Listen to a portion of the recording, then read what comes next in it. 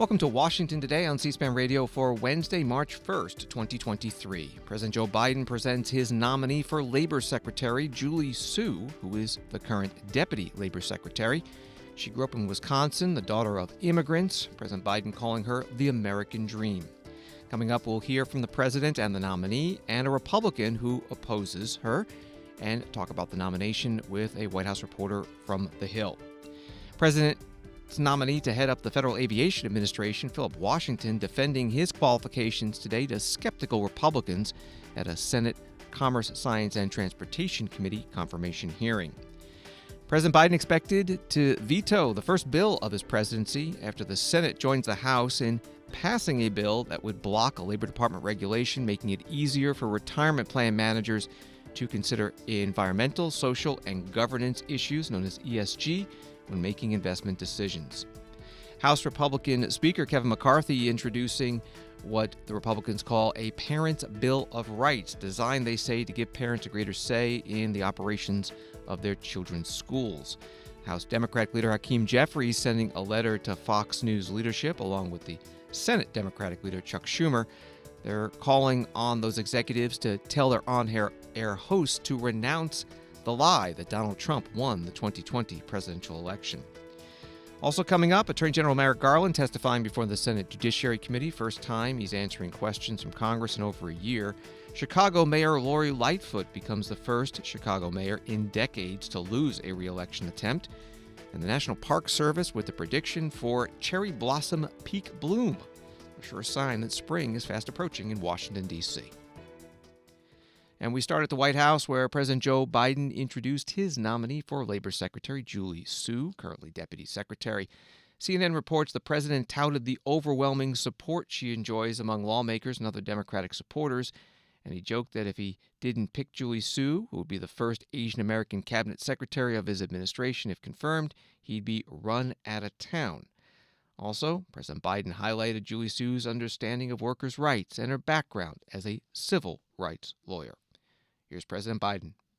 She's increased the minimum wage, cracked down on wage theft, protected trafficked workers, established and enforced workplace safety standards, and so much more.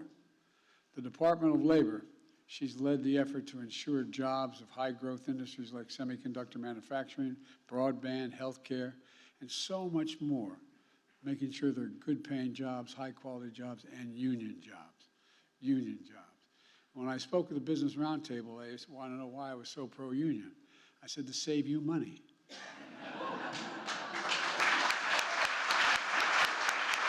No kidding.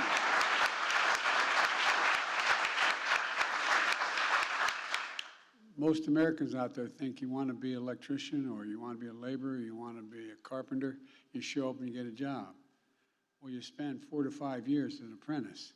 It's like going back to college with a little added degree. They're the best workers in the world, and you might as well get the job done right the first time and long-term save you a lot of money. And by the way, I didn't get much blowback when I made that comment. And like it is for Marty, it's personal for Julie. Born in Wisconsin, she's the daughter of Chinese immigrants. Mom of a union worker. Her mom was a union worker, and her dad was a small business owner. She went to law school, served the people of California. Julie is the American dream. She is what the American dream is about.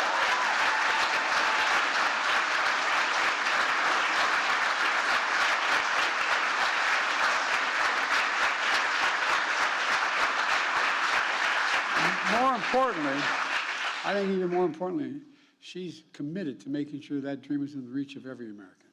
Every American. That's what she's all about.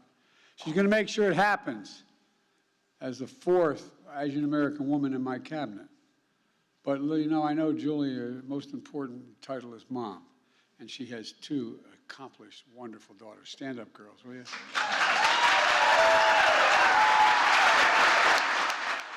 President Biden at the White House with his Labor Secretary nominee, Julie Su. Also there was the outgoing Labor Secretary Marty Walsh, who is leaving this month to become head of the National Hockey League Players Union.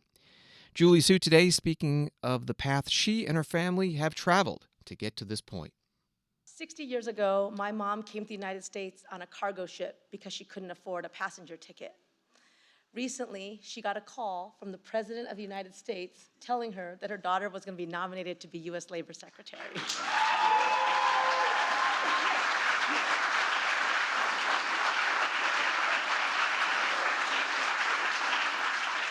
So I believe in the transformative power of America, and I know the transformative power of a good job.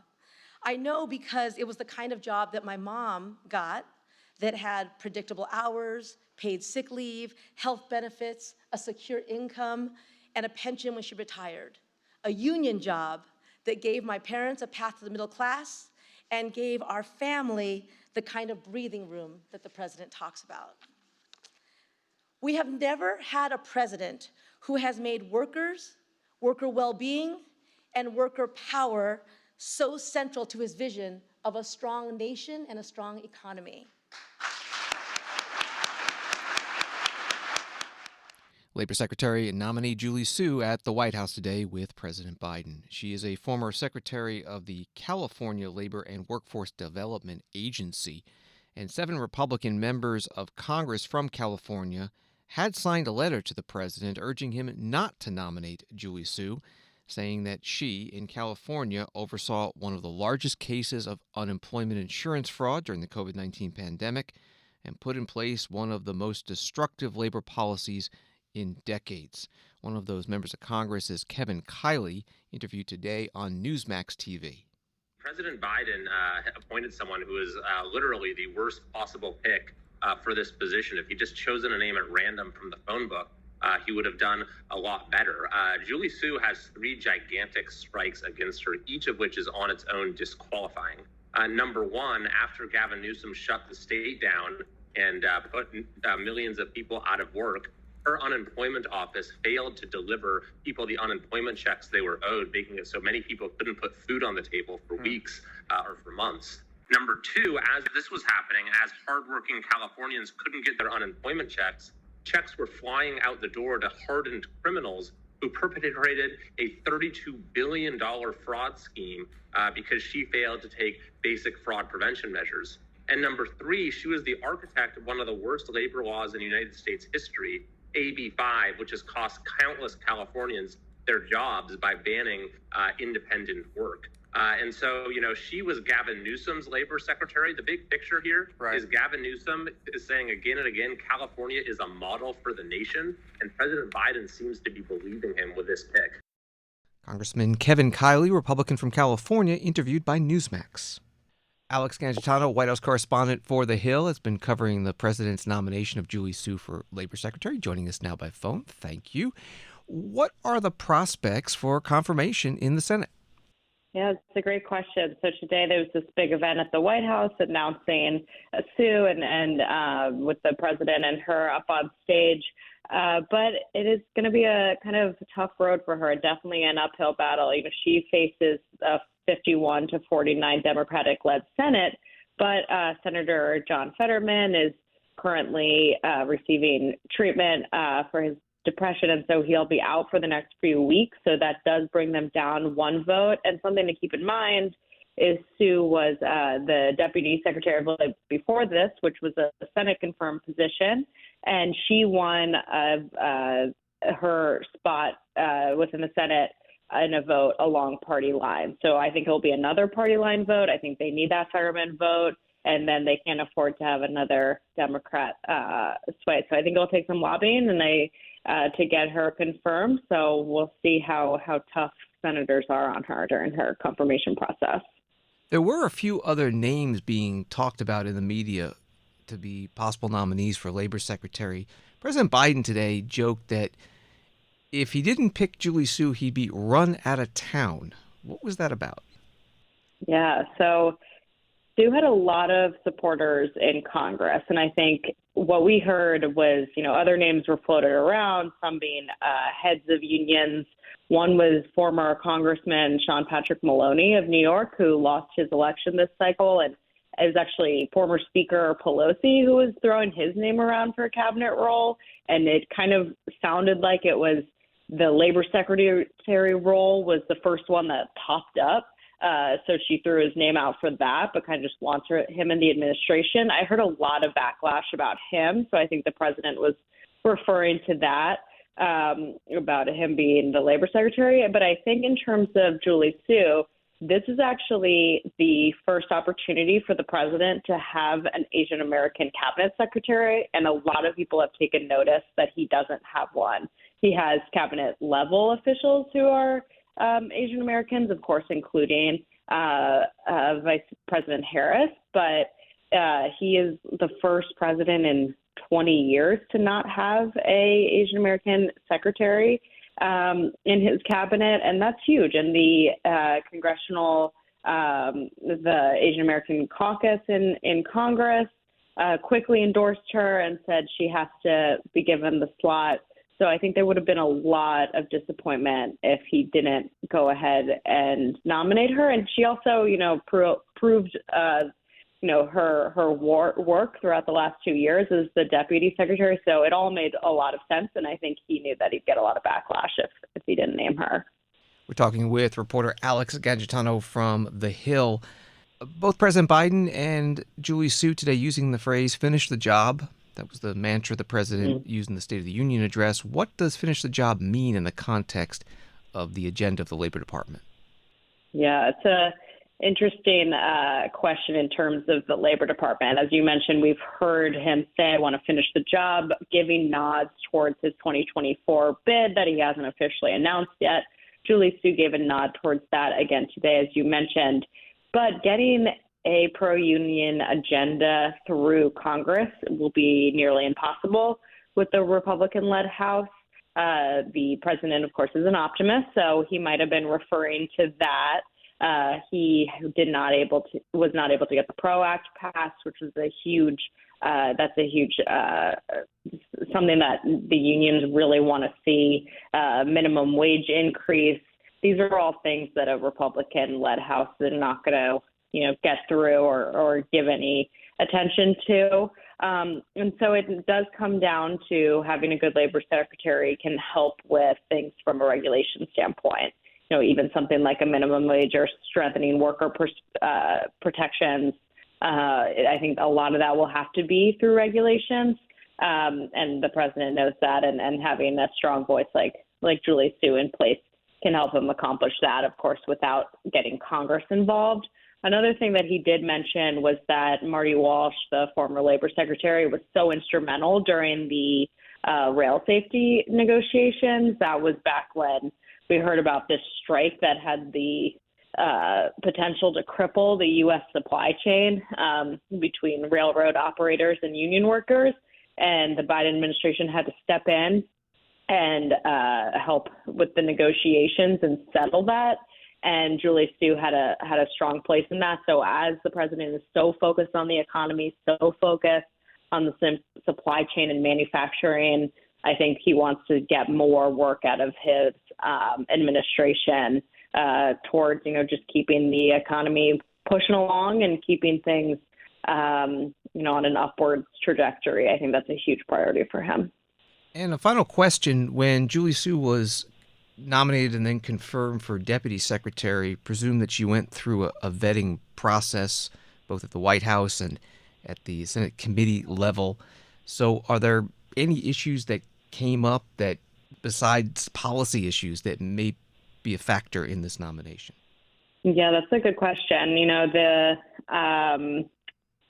The Republican criticism about her, a lot of which was about her work towards, increasing minimum wage efforts in California when she was the head of the Labor Department there. And of course, California is thought of as a very liberal state by a lot of conservatives. And her work towards worker protection there seemed to be considered kind of extreme, perhaps, towards that. I think she also, was mentioned just in the lens of this Biden administration and, so much of the Republican criticism towards labor rules and regulations that the Biden administration wants to impose have just been that they're too extreme, too liberal, and, not supporting the capitalist kind of mindset and could put businesses in harm's way. So I think all of that is going to come up Again, I mean, she is kind of an extension of Marty Walsh and how supportive he was and is towards unions. So I think we'll see a lot of kind of Republican criticism that it's just too much in terms of something like a minimum wage, and a huge factor in all of this is, though, that a lot of union workers are voting Republican. A lot of them voted for President Trump. And so the Republicans kind of have to toe a fine line between, thinking we can't do things that are going to cripple the economy and give too much power, but we also have to, make sure to keep union workers happy and voting Republican. So it's a lot of factors going into 2020 right now, of course. Alex Gangitano, White House correspondent for The Hill. Her stories at thehill.com and on Twitter at Alex Gangitano. Thank you very much. Thank you.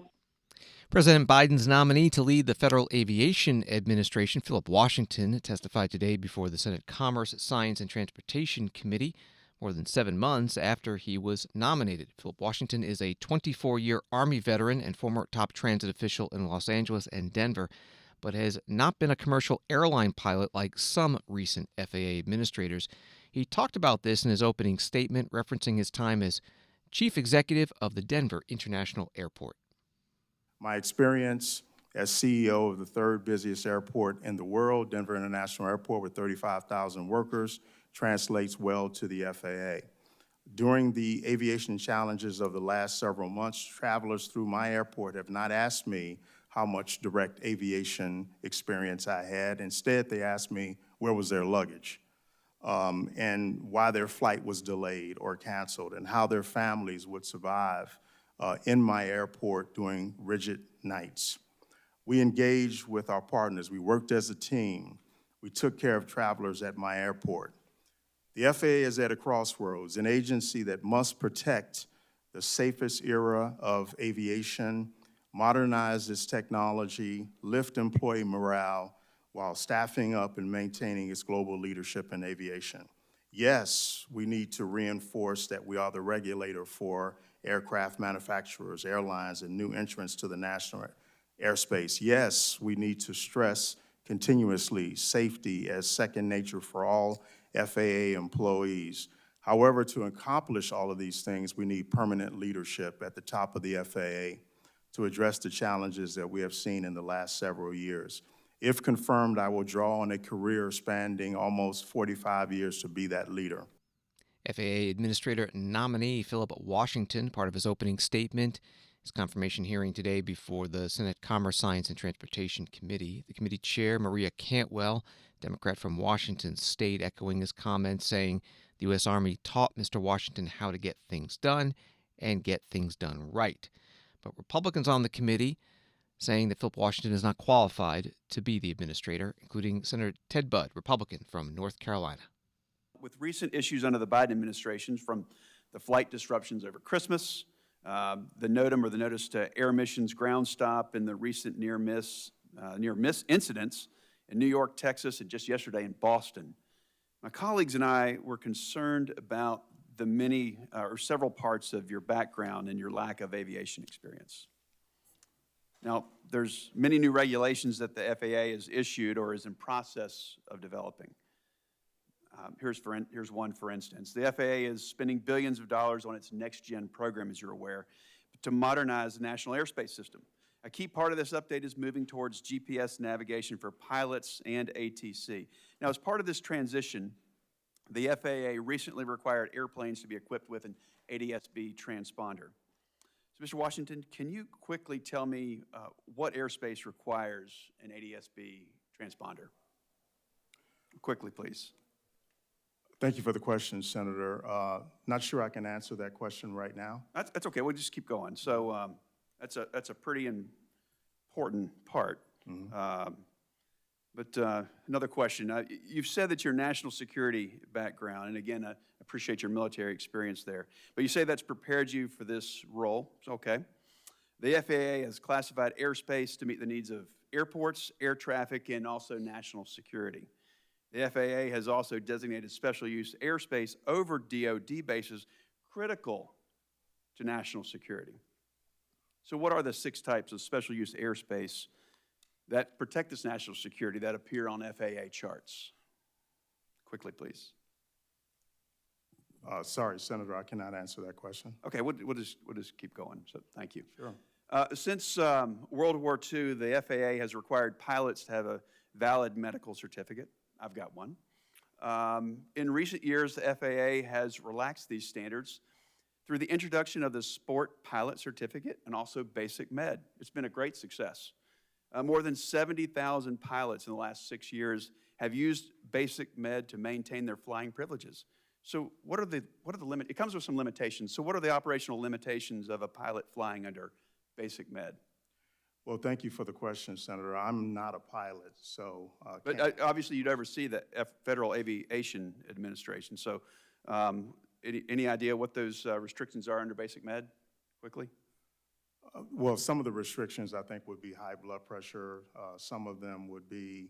It's more like how many passengers per airplane, how many pounds in different categories, and what altitude you can fly under. So, and then amount of knots. It's under 250 knots. So it's not having anything to do with blood pressure. Senator Ted Budd, Republican from North Carolina, questioning Philip Washington, nominated to be Federal Aviation Administration Administrator at today's Senate confirmation hearing. The senator went on for a few more minutes like that, asking the questions, and then concluding with the statement, the FAA can't afford to be led by someone who needs on-the-job training, and for that reason, I'm going to be opposing your nomination.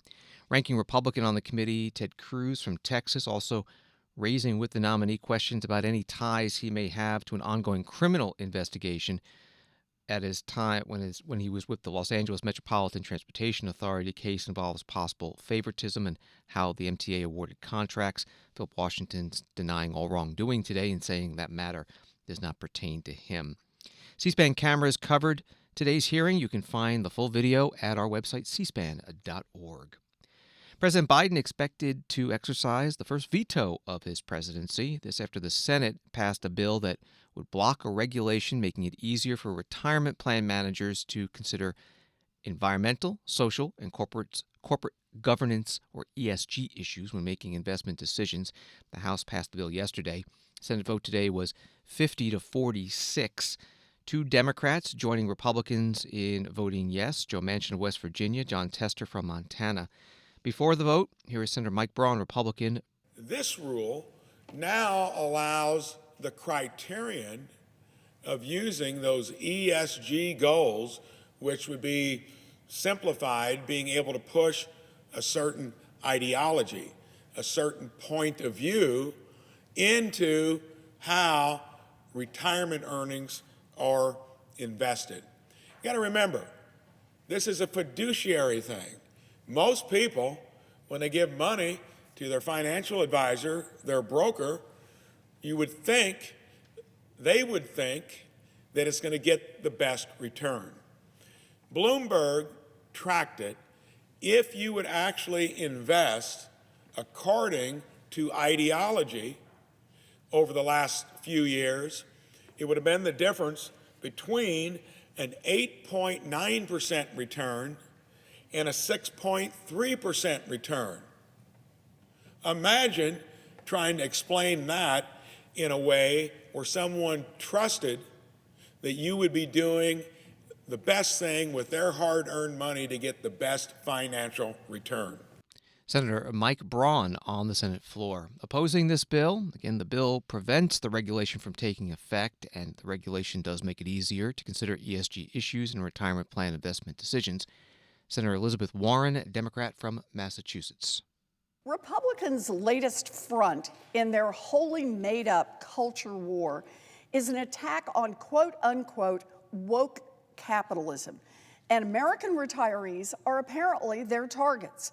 In particular, Republicans have set their sights on retirees who choose to invest their money with environmental, social, and governance, ESG, factors in mind.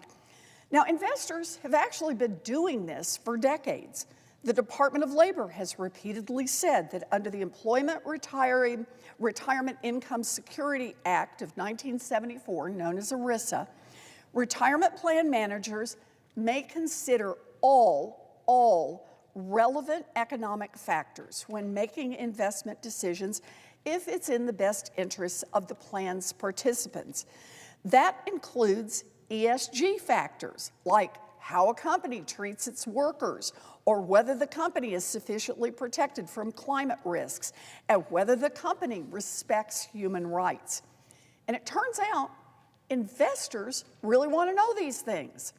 You don't need to be a financial wizard to realize that whether a company invests in its workers or is vulnerable to climate risks might be relevant to the company's long-term prospects and the potential returns on your investment. But the Trump administration put blinders on investors when, in 2020, it finalized a rule limiting that and made it harder for retirees to invest with ESG considerations in mind.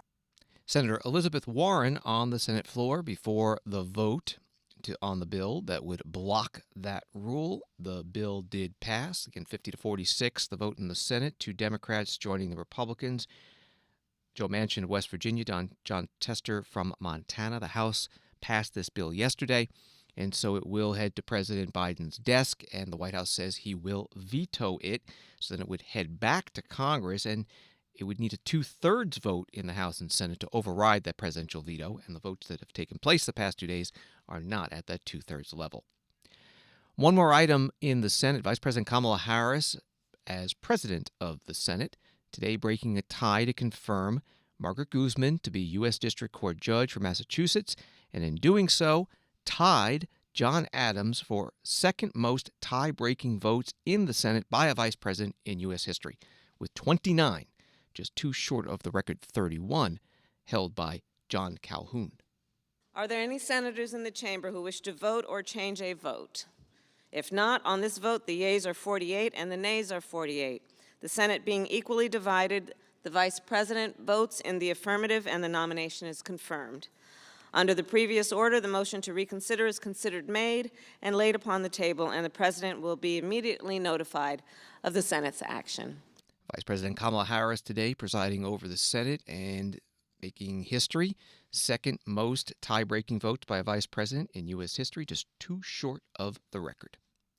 U.S. House today passing a bill to require the White House publish the effects on inflation of all major presidential executive orders, those with an estimated economic effect of at least $1 billion before the orders take effect. Vote in the House was 272 to 148, mostly party line. 59 Democrats joining Republicans in voting yes. There were 4 Republicans joining most of the Democrats in voting no. Here's debate on the bill. It ran 2 days. Today there were a few amendments offered, including this one from Congressman Scott Perry, Republican of Pennsylvania. You'll hear opposition from Jamie Raskin, Democrat from Maryland. As we all should know by now, this bill requires the president to consider, for any major executive order, the impact of the executive order on inflation. I mean, the president is the president of the United States, and the well-being of every citizen should be of the president's concern, and I believe it is. When the American people have been suffering this inflation for years, it makes sense to require the president, no matter which party, to at least consider the impact of his actions on the American people, because they don't have any choice in the matter till the next election. This amendment requires for executive orders that are found to have an impact on the consumer price index, we got to have some measure, right? And most people recognize the consumer price index, which is a detailed description of that impact, so that we can all be on the same page, so that we can all reference the same data point. Folks, this is common sense, and it's reasonable. The way this bill is currently written, I support the bill. The statement prepared by the president must simply include whether it has an impact on inflation. And maybe the impact is to lower inflation. That would be awesome. I think we're going to have to wait a couple years until we get a president that actually does that. But, okay, so be it. We'll accept that.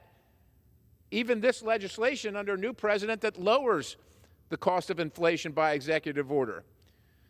But the current bill doesn't talk about the extent of the impact, which is what this amendment seeks to remedy. This amendment requires that statement to provide actual information to the extent of the impact regarding the Consumer Price Index. And with that, Mr. Chairman, I urge adoption of this amendment, and I reserve the balance. Gentleman reserves. For what purpose does the gentleman from Maryland seek? Claiming time in opposition, Mr. Chairman. You're recognized. Thank you kindly. I'm afraid I remain unilluminated as to what that amendment will do. Apparently, the purpose is to require a more detailed or technical description of the projected impact when an assessment required by the bill finds that there will be some inflationary effect. Again, this sounds like it's simply adding more bureaucracy, more paperwork with no return on investment for the taxpayer dollars that it would obviously take to conduct such an analysis. I mean, here we've gone for more than 2 centuries with apparently no economist arguing that what we really need to stop inflation is more reporting in the process of issuance of executive orders by presidents of the United States. And suddenly, somebody had a great epiphany over there without even a legislative hearing that what was really needed was just for the President of the United States to append an inflationary statement to executive orders at the rate of $1 billion, perhaps to be amended to $1 million, or who knows, it's 50 million or 100 million, but it doesn't make any difference because there's no data behind any of it. There's no analysis behind any of it. You may as well spin a wheel and pick a number at which a report is going to be compelled by the majority here for the so-called REIN-In Act, which stands for the Reduce Exacerbated Inflation Negatively Impacting the Nation Act, which could go by other titles, including the Running on Empty Index, No New Ideas, None Act, since basically they're scraping the bottom to try to figure out something to say about inflation because the administration is actually bringing inflation down. Congressman Jamie Raskin, Democrat from Maryland, and before that, Congressman Scott Perry, Republican from Pennsylvania. Scott Perry offering this amendment. It did pass, the amendment did, by voice vote. And then again, the underlying bill with the other amendments passed 272 to 148. The bill now heads to the Senate. On Wall Street today, the Dow up 5, NASDAQ down 76, S&P down 18. From NBC News, Eli Lilly will cap the out-of-pocket cost of its insulin at $35 a month. The drug maker said Wednesday. The move, experts say, could prompt other insulin makers in the U.S. to follow suit. The change, which Eli Lilly said takes effect immediately, puts the drug maker in line with the provision in the Inflation Reduction Act, which in January imposed a $35 monthly cap on the out-of-pocket cost of insulin for seniors enrolled in Medicare. More on this from White House Press Secretary Karine Jean-Pierre. Insulin costs less than $10 to make, but Americans are sometimes forced to pay over $300 for it as well. As the president said this morning, it's flat wrong. That's why the president fought tooth and nail to pass the Inflation Reduction Act, which caps the price of insulin for Americans on Medicare. This was a critical action to lower health care costs for American people, but the president has been clear that the insulin cap should apply to all Americans, and that was something that we saw congressional Republicans blocked at that time. In his State of the Union address, he also called on pharma companies to continue this progress and bring prices down for everyone on their own. Today, Eli Lilly, the largest manufacturer of insulin in the United States, heeded that call and announced that they are lowering their prices, capping what patients pay out of pocket for drug makers' insulin products at $35. This is great news and important progress toward lowering costs for all Americans. Unfortunately, congressional Republicans are are among the few left that believe insulin costs should be sky high. In fact, they are fighting to repeal the Inflation Reduction Act, which would increase health care costs for American people and increase the deficit as well.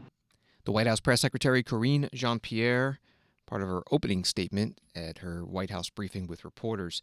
The American Diabetes Association says about 8.4 million people in the U.S. with diabetes rely on insulin. 3 out of 10 people with diabetes who rely on insulin use a product from Eli Lilly.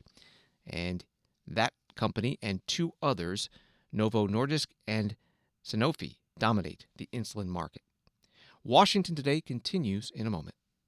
Live Thursday at 10:15 a.m. Eastern on C-SPAN Radio. CPAC, the annual Conservative Political Action Conference, held at National Harbor, Maryland, not far from Washington, D.C. Speakers include several Republican members of the U.S. House and Senate on topics ranging from U.S. relations with China to immigration and border security and big technology company content moderation. It all starts at 10:15 a.m. Eastern Time Thursday. Listen on the C-SPAN Now mobile app or ask your smart speaker to play C-SPAN Radio. Welcome back to Washington Today, which you can get as a podcast wherever you get your podcasts and on the free C-SPAN Now mobile app.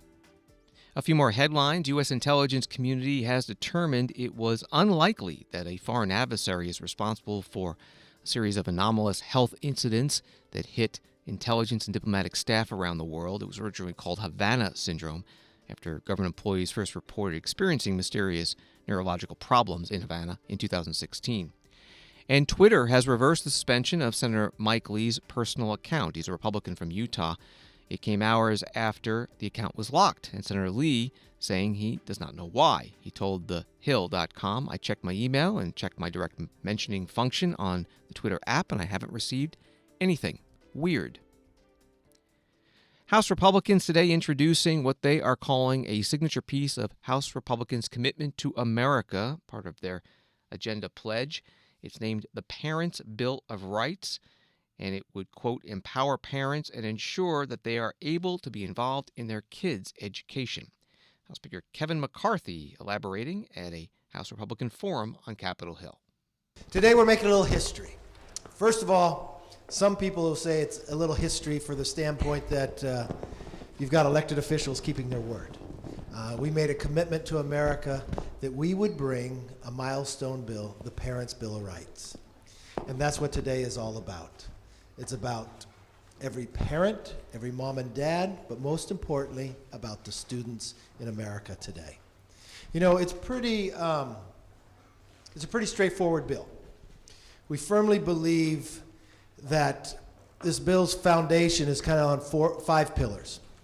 And in today, when you introduce a bill, it always is given a number. And in the majority, you're able to reserve the first through 10. This is H.R. 5 for a very important reason. When you turn about 5 is when you start going to kindergarten, right? You start your education. But this bill, by Julia Letlow, kind of sits on 5 main pillars. The right to know what's being taught in the school and for you to be able to see the reading materials, right?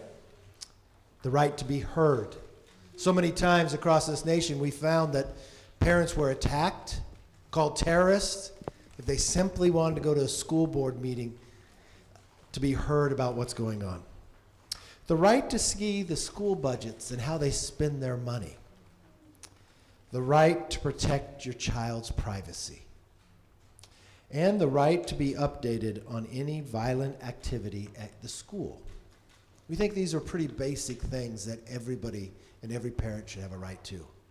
Because it doesn't matter if you're from Louisiana, Florida, Indiana, New York, or North Carolina, or even California.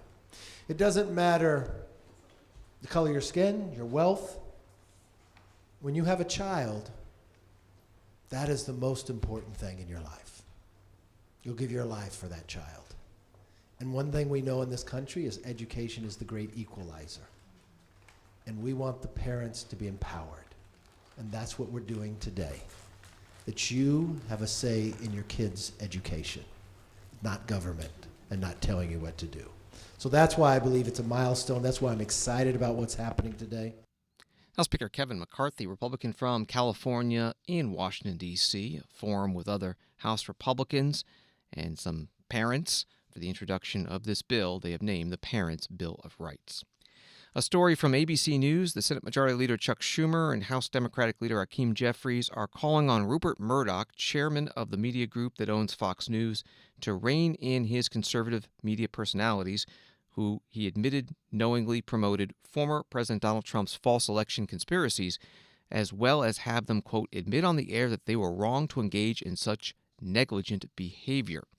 The leadership of your company was aware of the dangers of broadcasting these outlandish claims. The two top congressional Democrats wrote in a letter to Rupert Murdoch and other Fox executives Wednesday. By your own account, Donald Trump's election lies were damaging and really crazy stuff. Despite that shocking admission, Fox News hosts have continued to peddle election denialism to the American people. That reporting from ABC News. The House Minority Leader, Hakeem Jeffries, asked about this letter at his weekly news conference. You and Leader Schumer sent a letter to Fox News earlier today saying that you'd like to see the primetime host publicly recant the big lie. Were that not to happen, what are you planning to instruct your members in both chambers or ask them to do with regard to Fox News? Are you going to be a boycott? Is there going to be some sort of, what's your recourse if this doesn't happen? Well, the letter speaks for itself, and it relates specifically to the issue of the big lie, which apparently was well understood at the highest levels of Fox News. And I think Leader Schumer and myself simply expressed the position that since everyone seems to clearly understand that Joe Biden won the 2020 presidential election, that Donald Trump perpetrated a big lie to the American people that has had dangerous consequences, including a rise in political violence and an insurrection as part of an effort to halt the peaceful transfer of power, that perhaps it's time for America to be able to move past that big lie, and an important step would be those who know it was a big lie to publicly repudiate it. And if they don't? We'll cross that bridge when we get to it. The House Minority Leader Hakeem Jeffries, Democrat from New York, with reporters today in Washington. He and other House Democrats are starting today their issues retreat in Baltimore's Inner Harbor, at a hotel there, discussing policy and strategy. They'll be hearing from President Biden tonight and Vice President Kamala Harris and several Biden administration officials over the next 2 days. President Biden will also be speaking to Senate Democrats on Thursday at their regular lunch meeting. Attorney General Merrick Garland testifying before Congress today for the first time in over a year. Bloomberg News writes, Attorney General Garland told Republican Senator Ted Cruz he vigorously disagrees with his characterization that the Justice Department and the Federal Bureau of Investigation have been politicized under his watch. Merrick Garland defended the Justice Department under his leadership, as Republican senators led by Senator Cruz accused it of using heavy-handed tactics to target conservative Catholics, protesters at abortion facilities, and parents angry at school boards. C-SPAN covered this Senate Judiciary Committee hearing. You can find the video at cspan.org. Here's Senator Cruz with questions about not prosecuting abortion rights protesters outside the homes of Supreme Court justices, leading up to and after the court's Dobbs decision that overturned the Roe v. Wade decision that legalized abortion nationwide. When rioters descended on the homes of 6 Supreme Court justices, night after night after night, you did nothing. The department did nothing. When extremist groups like Ruth Sent Us and Jane's Revenge openly organized campaigns of harassment at the homes of justices, you sat on your hands. When these same groups posted online information about where the justices worship, or their home addresses, or where their kids went to school, you again sat on your hands and did nothing. Your failure to act to protect the safety of the justices and their families was an obvious product of political bias. You agree with Roe versus Wade, you disagree with the Dobbs decision, and the Department of Justice under this president was perfectly happy to refuse to enforce the law and allow threats of violence. And as you know, those threats finally materialized with Nicholas Roski, a 26-year-old man from California who traveled across the country, was arrested outside the home of Justice Kavanaugh, armed with a handgun, a knife, and burglary tools. And he said he came there to kill Justice Kavanaugh because he was enraged by the leaked opinion. Now, of course, you're prosecuting that individual for attempted murder, but did you bring even a single case to enforce this law, or did the Department of Justice decide this law doesn't apply if it's harassing justices for an opinion we don't like? When the Dobbs draft was leaked, I did something no Attorney General in the history of the department had ever done before. For the first time in history, I ordered United States Marshals 24/7 to defend every residence of every justice. General Garland, as a judge, you're familiar with asking counsel to answer a question. I am answering. Has the Department of Justice enforced this statute? Have you brought a single case against any of these protesters threatening the justices under 18 U.S.C. Section 1507? Have you brought even one? Senator, you asked me whether I sat on my hands, and quite the opposite. I sent 70 United States Marshals. Let me try again. To defend. And has the Department of Justice brought even a single case under this statute? It's a yes/no question. It's not a give a speech on the other things you did. The job of the United States Marshals is to defend the lives of the answer is no. Is to defend the lives of the justices, and that's their number one priority. They have. Why are you unwilling to say no? The answer is no. You know it's no. I know it's no. Everyone in this hearing room knows it's no. You're not willing to answer a question. Have you brought a case under this statute? Yes or no? As far as I know, we haven't, and what we have done is defended the lives of the justices with over 70 U.S. Marshals. How do you decide which criminal statutes the DOJ enforces and which one it doesn't? The United States Marshals know that they have full authority. I recognize you want to give a separate speech. No, I don't want to give How do you decide which statutes you enforce and which ones you don't? The Marshals on scene make that determination in light of the priority of defense. The Marshals do not make a determination over whether to prosecute. You, the Attorney General, make a determination, and you spent 20 years as a judge, and you're perfectly content with justices being afraid for their children's lives, and you did nothing to prosecute it. Let's shift to another area. Can I answer the question? You cannot. You have refused to answer the question. I am answering your question. The Attorney General does not decide whether to arrest. How did you choose not to enforce this statute? The Marshals on scene. Marshals don't make that decision. They do make the decision of whether to make an arrest. Prosecute someone? No, they don't. If they make Marshals do not have prosecution. If they make an arrest, then it goes to the Marshals. Let's change topics because our time is limited. Senator Ted Cruz, Republican from Texas, questioning Attorney General Merrick Garland at today's Judiciary Committee hearing. The hearing ran about 3.5 hours, covered many topics from violent crime to drug trafficking, border security, immigration, the Hunter Biden investigation. We covered it all, and you can find the video at cspan.org. Chicago Mayor Lori Lightfoot lost her run for a second term on Tuesday. She's the first elected Chicago mayor to lose a re-election bid since 1983.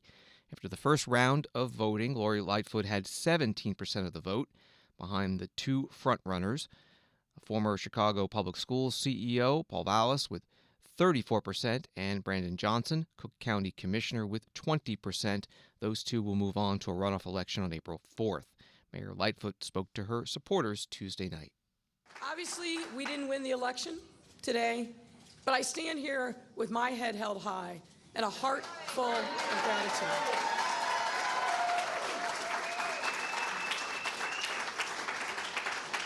I am grateful to the millions of Chicagoans who came together as we made tough decisions, saw the struggles of our frontline workers, and beat back a deadly pandemic.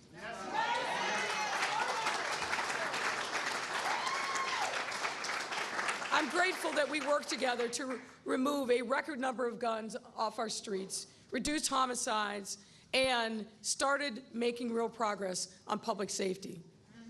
I'm grateful that we were able to connect youth to mental health services, housing, education, job training, and legal services. I'm extraordinarily proud that we made investments in communities that have been neglected for decades with Invest Southwest.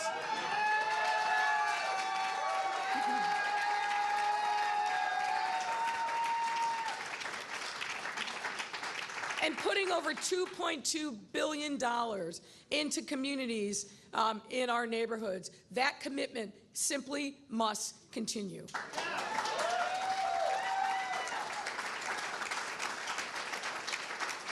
And I'm proud of the fact that we will deliver on the city's largest ever investments in affordable housing. Yes. And to achieve record investments in our public schools, adding school, social workers, nurses, and special education case managers. Yes. And you better believe I am grateful that we took on the machine and entrenched forces that held this city back for far too long. Chicago Mayor Lori Lightfoot Tuesday night conceding the election. She is a Democrat, and she came in third in the first round of voting. Two other Democrats got more of the vote than her, but not an absolute majority. They'll be heading to a runoff. That audio from ABC 7 in Chicago. A Newsweek article has this, that Mayor Lightfoot made history as the first black woman and first openly gay person to lead the city in 2019, but she saw her popularity plummet amid a spike in crime in Chicago during the COVID-19 pandemic. New York Post article also includes this line, "I'm a black woman in America, of course," she replied when asked by a reporter if she had been treated unfairly. This is Washington Today. National Park Service giving its prediction today for when the cherry blossoms surrounding the tidal basin in Washington, D.C. will be in peak bloom, an occasion that draws many visitors, both from the Metro D.C. area and out-of-town tourists. Jeffrey Reinbold is superintendent of the National Mall and Memorial Parks. And now, the moment that we've been waiting for. I will say, emerging from the third warmest winter on record, this has been a particularly challenging year to read the trees and to project peak bloom. Due to the warmer than average temperatures, the trees never reached their winter dormancy, which is the starting point for calculating when the blooms will emerge. Our natural resource manager likened the trees this year, our indicator tree, to a teenager. There's a lot going on there right now. The indicator tree is showing us several different phases of blossoms, a result of the wide variations in temperatures and the weather that we've seen, from last week's 80 degrees to snow within 24 hours, and particularly cool nights that are offsetting the warm days that we're seeing. All of them have effects on when the trees will bloom. So nonetheless, after analyzing a variety of data, including winter temperatures and the March projections, as well as what the trees are telling us, our staff has come up with a projected bloom date when 70% of the Yoshino cherry trees will be in bloom. And because it is our tradition that Diana never lets me just open an envelope and read the dates, please join me in welcoming the Dance for Life dancers to help me announce the date. The celebration has begun, a festival. And the projected dates are March 22nd through the 25th.